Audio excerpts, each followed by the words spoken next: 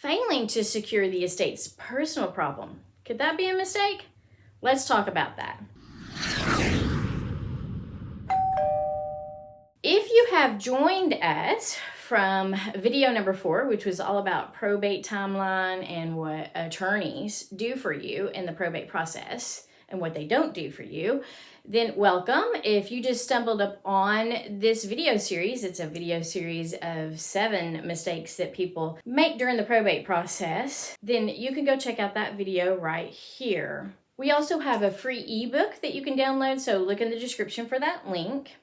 And before we dive into this topic, which is failing to secure the personal property, I am not a CPA, I am not a financial advisor, and I'm not an attorney. I am a real estate agent who specializes in probate. So let's dive in on how you can potentially secure that personal property. As a personal representative for the estate, you have a fiduciary duty to secure the assets for the estate. That includes the real estate and the personal property.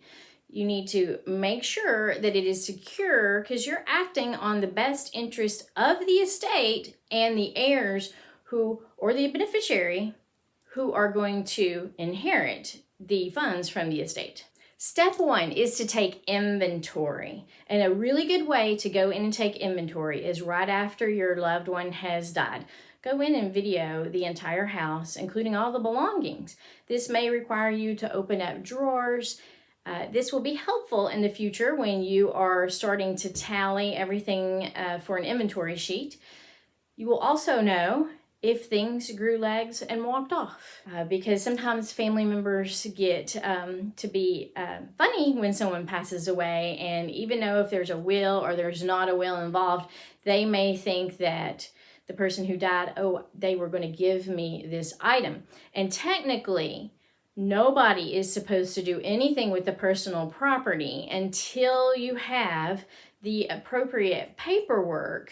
And technically that is your letters of administration, or if you have a will, your letters of testamentary. Once you have those things, then you can start dispersing of the personal property. Number 2, I would change the locks immediately. You do not know who has keys. Neighbors could have keys, friends could have keys, family members could have keys. You want to make sure that that property is locked down. And because the house is vacant in Georgia, you also may want to put a no trespassing sign on there.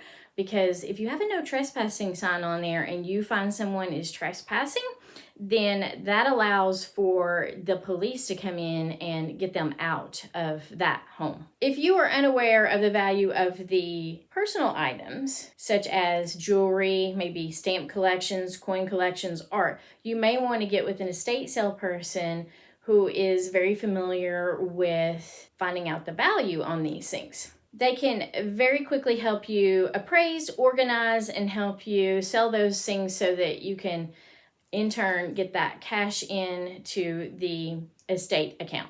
If you need any recommendations for locksmiths, estate sale people, let me know. I'll be glad to make that connection, and I can help you with the real estate in the greater Atlanta area. If you're in other parts of Georgia other than the greater Atlanta area, I can make sure you get with a good real estate who specializes in probate.